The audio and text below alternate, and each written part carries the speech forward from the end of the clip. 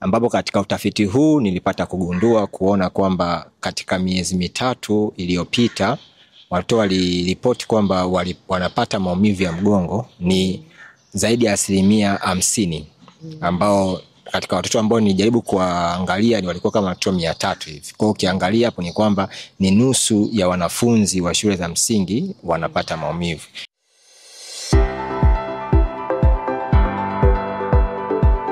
Hai rafiki, mambo vipi?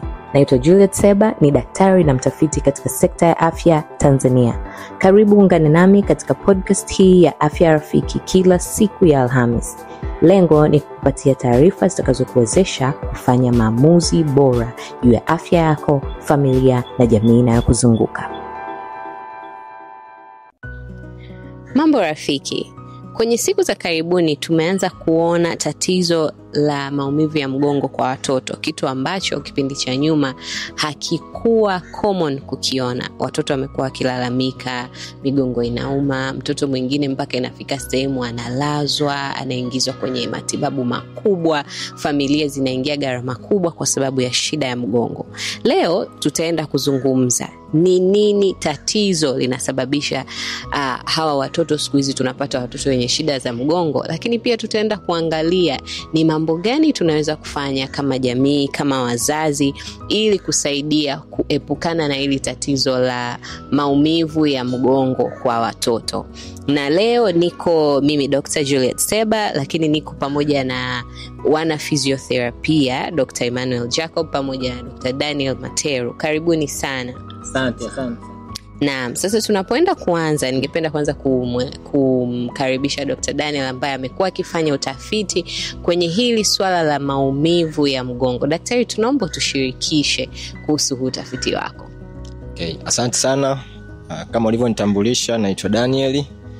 Yes, katika mwaka huu nimejaribu kufanya utafiti kuangalia maumivu ya mgongo na visababishi vyake kwa watoto, especially kwa watoto wa shule za msingi, ambapo katika utafiti huu nilipata kugundua kuona kwamba katika miezi mitatu iliyopita watoto waliripoti kwamba wanapata maumivu ya mgongo ni zaidi ya 50%, ambao katika watoto ambao nilijaribu kuangalia ni walikuwa kama watoto 300 hivi. Kwa hiyo ukiangalia hapo ni kwamba ni nusu ya wanafunzi wa shule za msingi wanapata maumivu, ikimaanisha kwamba haya maumivu ni common, kwamba ni kwa wanafunzi haya. Na vimekuwepo na visababishi ambavyo wanafunzi wenyewe walijaribu kuvielezea katika utafiti wangu, ambao vingi vimekuwa kwenye makundi mawili. Kundi la kwanza ni mtindo wa maisha, kundi la pili ni shule. Kimaanisha shule katika minajili ya kwamba ubebaji wa begi, lakini pia uzito wa begi, na pia furniture za shuleni, manake madawati ambao wanatumia. Yes, kwa sasa kitu ambacho tumekuja kukiona kwamba ubebaji wa mabegi mazito huwa unapelekea maumivu ya mgongo, kwa sababu kuna misuli ya mgongo inakuwa katika tension kwa muda mrefu. Mtoto ambaye ana kilo chache alafu kambebesha zaidi ya uwezo wake, inampelekea kusababisha misuli ile ambayo ilikuwa haijakomaa bado inaanza kupata tension, inapata mshtuko kwamba kitu gani kimetokea kwenye mgongo wangu. Kwa hiyo inampelekea hivyo. Kwa hiyo na hichi si kwamba tu ni tafiti yangu, lakini tafiti nyingi ambazo zimefanyika maeneo mbalimbali katika nchi ya Uganda, lakini na nchi zingine za wenzetu ambazo pia zimeendelea. Na hii inaitia kwa jamii kwamba kuweza kuangalia, na wakuu wa shule kuweza kuangalia. Kumekuwa na malalamiko mengi pia hata kwa wazazi kwamba jamani, watoto wetu wanabeba sana mabegi mazito, tunaomba kuwepo na mbadala wa mabegi mazito. Wengine wameshauri kuwepo na makabati mashuleni kwa ajili ya watoto hao wasiwe na beba madaftari mengi au vitu vingi kwenda navyo shule. Na imekuwepo hizo kelele, lakini hakuna mwitikio chanya kwa wazazi. Kwa tofauti na hiyo tu kwamba kubeba mabegi mazito, lakini pia hata ukiangalia madawati mengi ambao watu wanakaa shuleni hayakidhi kutokana na maumbile yao jinsi yalivyo. Unakuta mtoto amekaa kwenye dawati, nyingine ni marefu kuliko kimo chake, wengine ni fupi kuliko kimo chake. Yes, kwa mtu anainama maana yake inampelekea kuwa katika hatari ya kupata maumivu ya mgongo. Sasa nikienda katika kipengele cha mtindio wa maisha, yes, vitu ambavyo katika tafiti yangu nimevigundua au nimevipata, moja hapo ni mtoto kuwa na maisha ya kutoshiriki katika michezo. Yes, tunaona kutokana pia na maendeleo tulionayo katika mji wetu huu tunaoishi, watoto wengi sasa hivi hawashiriki. Aidha ni kutokana na mahitajio ya wazazi, watu waze kukaa muda mrefu kusoma. Mtoto anatoka asubuhi saa 11 anaenda shule, anarudi saa 8 au saa 9. Baada ya hapo anaambiwa fanya homework, kachoka, kwa inabidi alale, anaambiwa bidi alale kesho tena. Kwa shangaa mtoto hashiriki kwenye mazoezi, na hiyo inampelekea mtoto kuweza kupata maumivu ya mgongo. Lakini pia mtoto kukosa muda wa kulala wa kutosha, na hii inaweza ikasababishwa pia na muda mwingi mtoto anakaa kuangalia TV nyumbani. Na kama mtu anakaa kuangalia TV au kifaa chochote cha electronic, kwa hiyo inampelekea yeye kukosa usingizi ambao ni kwa ajili ya ubora wa afya yake ya mgongo. Lakini kati ya hiyo pia niongezee, mtoto anapokaa muda mwingi kuangalia TV zaidi ya masaa 3, zaidi ya masaa 4, inampelekea mtoto kupata katika hatari ya kupata maumivu ya mgongo. Kwa hiyo ni seme hayo, lakini pia na ile kukaa muda mrefu kusoma. Mtoto darasani katika vipindi tukiangalia, mtoto anakaa kuanzia saa 2 mpaka saa 4. Hakuna hata dakika 45 za mtoto kusimama, kwamba baada ya dakika 43 mtoto asimame kwa ajili ya kuweza kujistretch. Unakuta mtoto anakuwa kwenye tension muda wote, akae darasani na anatakiwa akae katika mkao mmoja, na ambapo akikaa vibaya anaambiwa wewe kaa vizuri, toka nje. Au toka nje. Yes, mtoto akijaribu kujinyosha, kwa nini unajinyosha hapo? Kaa vizuri. Hivyo. Sasa ule mkao mmoja ambao umekaa wa muundo mmoja una changamoto. Tukienda katika namna ya biomekanikia ya pingili za mgongo na misuli ambayo ipo, unakuwa na changamoto hapo. Kwa hiyo hizo vitu vichache ambavyo nimejaribu kuvisema katika tafiti yangu ndivyo ambavyo nimeweza kuvigundua kwamba vinaweza kumsababishia mtoto maumivu ya mgongo. Yeah. Asante sana. Na utafiti huu unatufungulia mjadala wetu wa leo wa kuhusu swala zima la maumivu ya mgongo kwa mtoto, na daktari ametutajia vitu ambavyo kwenye utafiti vimeonekana kwamba vinaonyesha haya maumivu ya mgongo yanasababishwa na nini. Na nikukumbushe kwamba hivi ni vitu ambavyo vimetajwa na watoto wenyewe pamoja na wazazi kwenye huu utafiti. Sasa nikija kwako Dr. Emmanuel, kwenye hili swala zima la visababishi, ukiangalia mtindo wa maisha huku shuleni watoto wanapokuwa, unafikiri kuna vitu gani, visababishi gani vingine ambavyo vinaweza vikawa vinasababisha watoto wanakuwa hatarini kupata maumivu siku hizi? Asante sana Daktari Juliet. Labda nianze kwa kusema na msikilizaji anayetusikiliza, ni kweli kwanza sababu ya uwepo wa maumivu ya mgongo kwa watoto ni halisi, kwa sababu mimi ambaye ninafanya kazi hospitali nikihudumia wateja mbalimbali, nimeona pia kwa siku za karibuni group hili la watoto likiwa linaibuka pia. Unaweza ukakaa unaona watoto kadhaa wanakuja wameletwa hospitali, labda mwingine alikuwa boarding au mwingine alikuwa kwenye shule ya day, analetwa hospitali kwa ajili ya msaada na vipimo vinafanyika. Na vyote ukiangalia vipimo mara nyingine vimekuwa havionyeshi moja kwa moja kwamba kuna shida halisi labda ya ugonjwa au kitu ambacho ni serious kama kansa ambayo kinashambulia, lakini vingi unaviona vinaingia kwenye kundi la sababu zinazohusiana zaidi na mtindo wa maisha.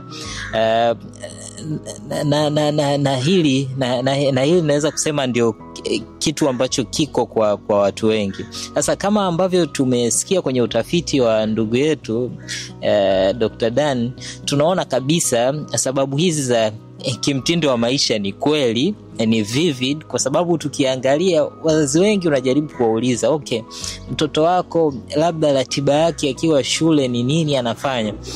Utashangaa mzazi anakuambia okay, labda huwa anaingia darasani asubuhi, anatoka jioni, labda hapo katikati anakuwa na break labda vipindi viwili. Lakini ukiangalia focus kubwa imekuwa ni yeye kuhusiana na jambo lake moja ambalo ni kusoma, lakini sio ukuaji mwingine wa kimwili na wa kiakili na utimamu wa mwili ambao unamfanya aweze kumudu na kuwa imara anavyoendelea na kuwa mtu mzima. Kwa hiyo utaona kabisa kwamba focus kubwa imekuwa centered kwenye kusoma. Tofauti na ukiangalia jamii ya nyuma kidogo ambacho kipindi ambacho sisi tunasoma, utaona kwamba tulikuwa kweli tuna breaks, lakini asubuhi utaona ratiba ilikuwa inaanza labda kwa mchaka au kutembea, alafu kufagia, mnashiriki kazi za mikono, alafu baadaye mnasoma, mna katikati mna vipindi hapo vya kupumzika, vya kucheza, mnakimbizana huku na kule. Baadaye jioni utaona kuna watu walikuwa wanashiriki vitu vya kucheza mpira na michezo mingine, na utaona pia mazingira yalikuwa supportive, kitu ambacho ni tofauti kwenye maendeleo ya miji yetu unayoiona sasa hivi. Unakuta ni shule ya msingi ambayo iko mahali ambako hakuna eneo la michezo, na watu wamefocus na mifumo yote imefocus zaidi kwenye kumsaidia mtoto asome zaidi, lakini sio mtoto awe imara na abide kwenye lifestyle ambazo zinamfanya awe na afya. Labda hayo naweza nikayasema kwa upande wangu.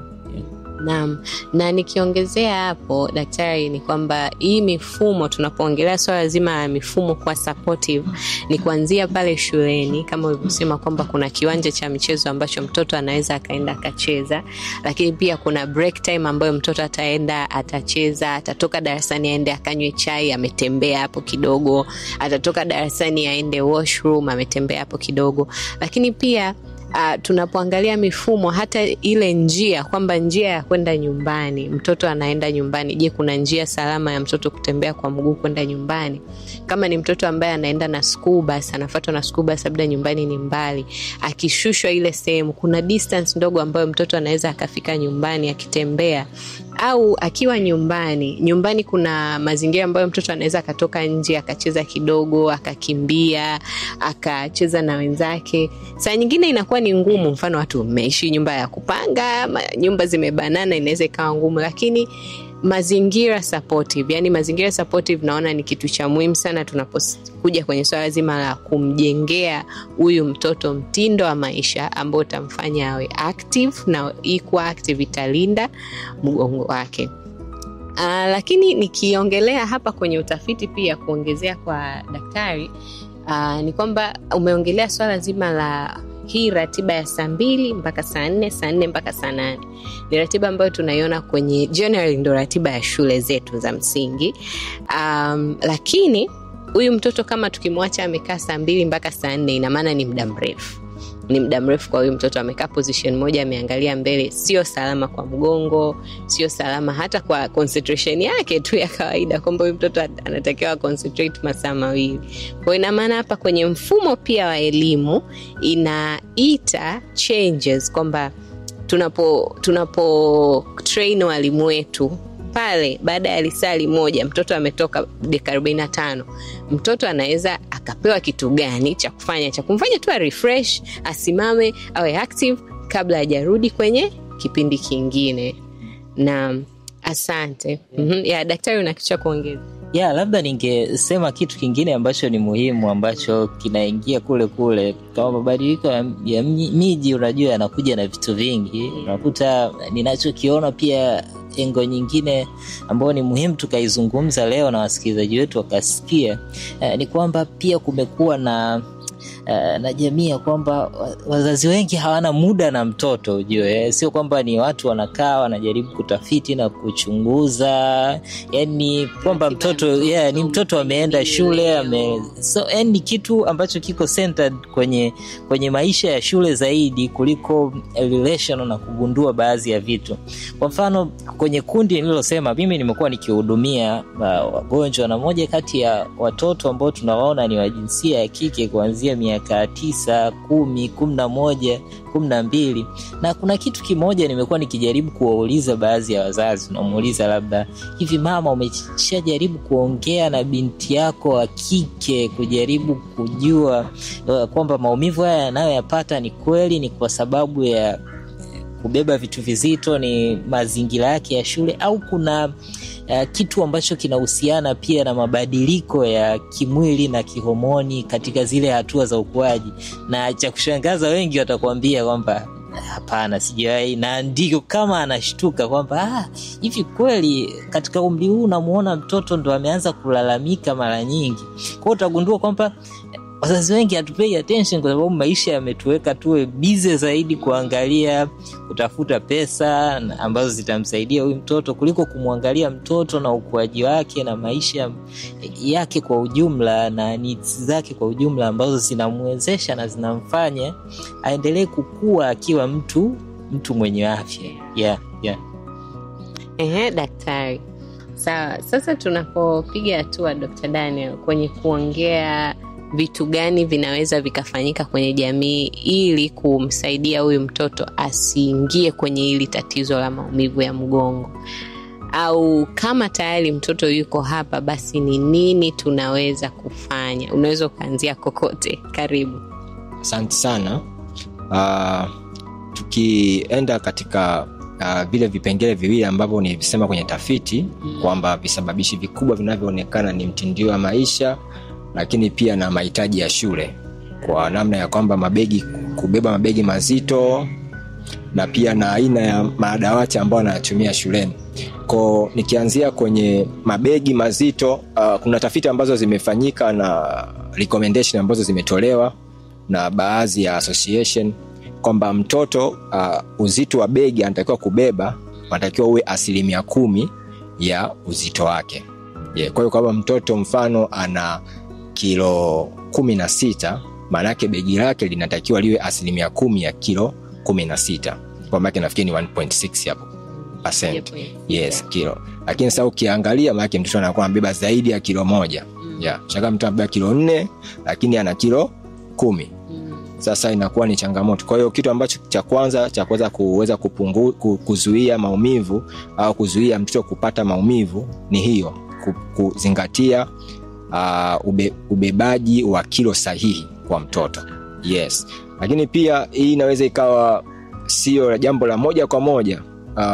Mfano sababu itahitaji fedha kwa shule ambazo zinahitajika, kwamba kuwepo na utaratibu wa watoto kuacha madaftari yao au vitabu ambavyo watavitumia shuleni. Sasa mtoto anabeba kila kitu, anaenda nacho shule, kila kitu anarudi nacho nyumbani, ambacho muda mwingine kinawezekana kikawa hakihitajiki kwa hiyo siku. Kwa lazima pia jambo la kwanza shule kama shule kuweza kuzingatia ratiba ya watoto kubeba madaftari, wanatakiwa kubeba madaftari gani leo. Lakini pia sio tu kubeba madaftari, lakini pia kuwepo na makabati katika madarasa ya wanafunzi kuweza kuhifadhi vifaa vyao vya shule ili wasiwebebe vitu vizito sana. Tukienda kwenye eneo la 3, eneo la madawati. Yes.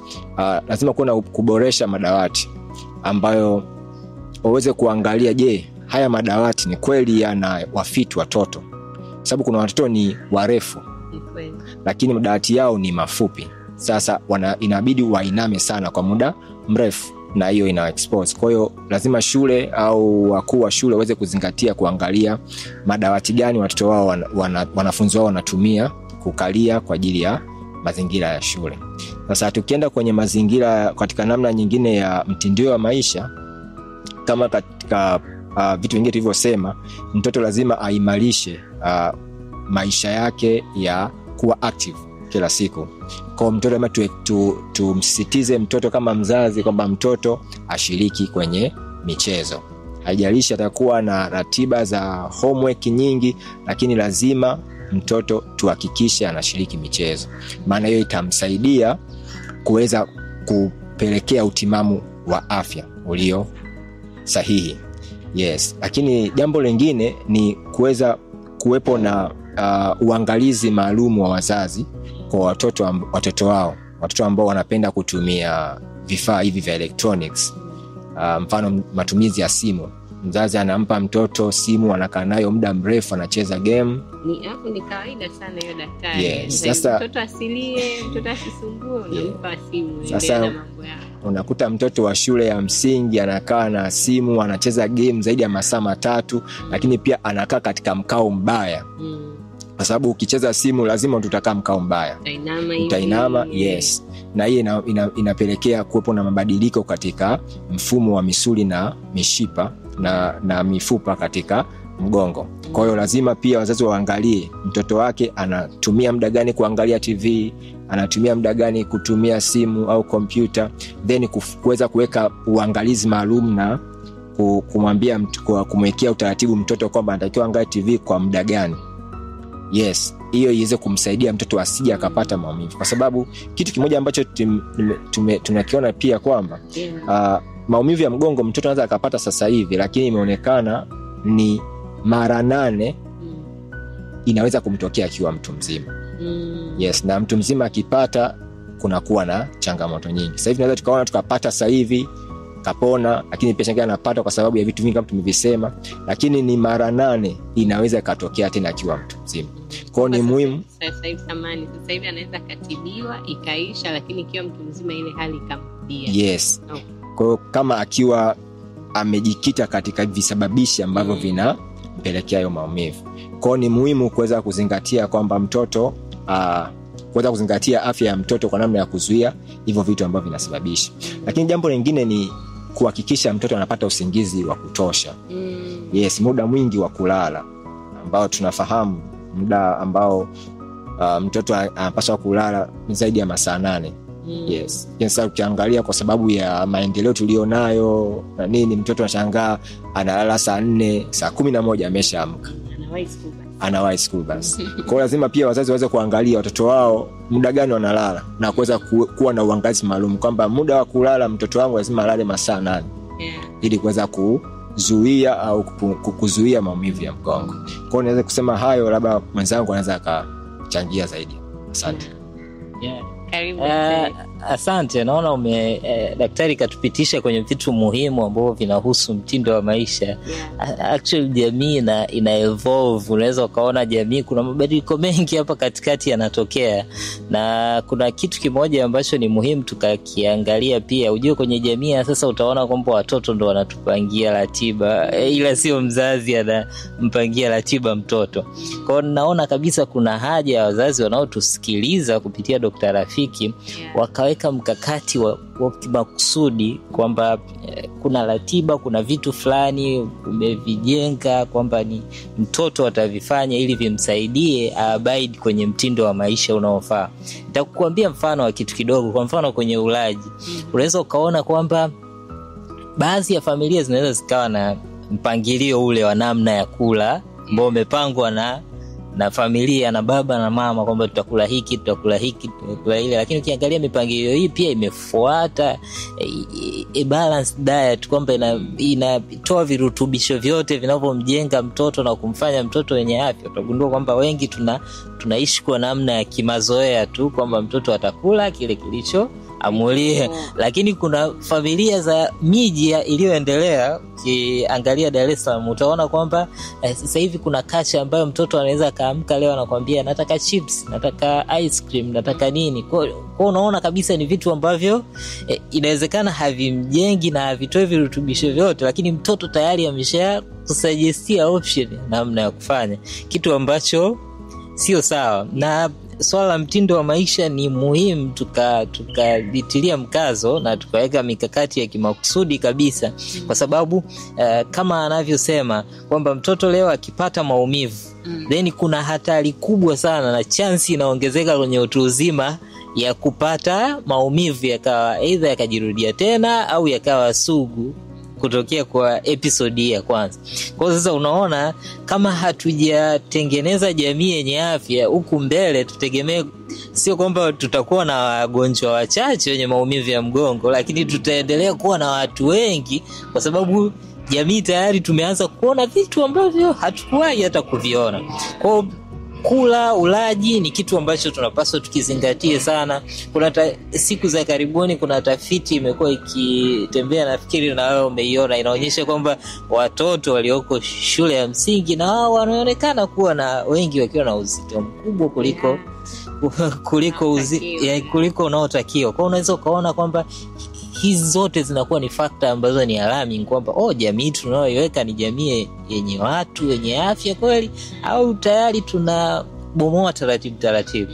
Lakini kwenye eneo lingine ambao ni muhimu pia tuliondoe kwa mzazi, ni ile notion ya kufikiri kwamba ukuaji wa mtoto unategemea tu akisoma peke yake. Michezo pia inaonyesha ikiwa na faida nyingi za kiafya, lakini pia hata za kimaendeleo. Kwa mfano kuna watoto wengine wana talents, anaweza kucheza mpira vizuri, anaweza kukimbia vizuri. What if tukimdevelop au tukatengeneza pattern ya kwamba tutamu-expose kwenye mazingira ya kumfanya aweze kufanya swimming au kuendesha baskeli au kuogelea.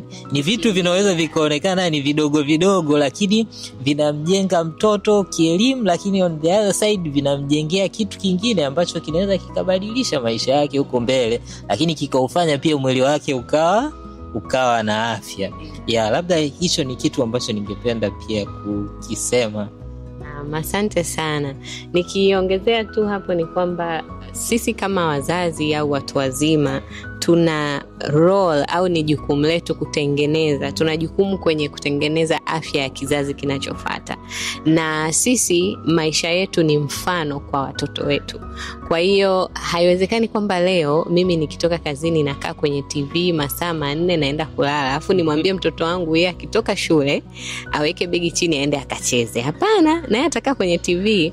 Kama mimi ninakaa pale kwenye tamthilia mpaka saa 6 usiku, sio rahisi nimfukuze mtoto akalale, kwa sababu naye atataka kuangalia hiyo tamthilia mpaka saa 6 usiku. Kwa hiyo kitu cha muhimu sana ni kwamba kama tunataka watoto wetu wawe wenye afya, na sisi tunaamua kile tunachokula, lifestyle wanatuona tunafanya, whether sisi tuko active au hatuko active, tunakula kwa afya au hatuli kwa afya, tuna screen time kiasi gani, tuna spend muda kiasi gani kwenye simu zetu, tunahusiana nao kiasi gani. Ndivyo hivyo na watoto wetu wanakuwa.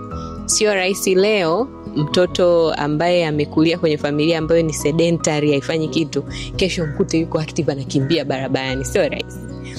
Kwa hiyo inarudi kwetu sisi kama wanajamii kwamba lifestyle tunayoishi ndio tunaipeleka, inakuwa reflected kwa watoto wetu. Sawa, basi tunapomaliza ningependa kukaribisha kila mmoja kusema neno la mwisho kwa wasikilizaji wetu. Karibu Dr. Daniel. Asante sana.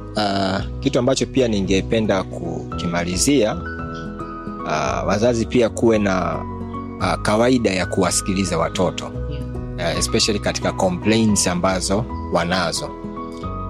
Mtoto anaweza kukuambia, baba, leo wiki hii tumebeba madaftari mazito sana au begi zito sana. Lakini kama huna tabia ya kumsikiliza mtoto na kuchukua hatua na kwenda kufuatilia kwa nini watoto wiki hiyo wamebeba mabegi mazito, utamu-expose mtoto kwenye maumivu ya mgongo. Lakini pia kuwepo na utaratibu. Mtoto anapokuwa na ukaribu na mzazi, anaweza kusema, baba, mimi na maumivu ya mgongo, nahitaji msaada wa karibu kwa sasa. Sababu muda mwingine inaonekana, kipindi cha nyuma ilikuwa inaonekana maumivu ya mgongo sio kawaida kwa watoto, kwa sababu kopo hakuna taratibu za kutoa ripoti au kwenda hospitali. Kwa hakuna hata tafiti ambazo zilikuwa zinafanyika kwa namna hii. Lakini sasa hivi kwa sababu ya elimu kwa wazazi ambao wanaipata, ndio maana kumekuwepo na utaratibu, wazazi wanapeleka watoto hospitali kwa ajili ya kupata uchunguzi na kupata matibabu sahihi.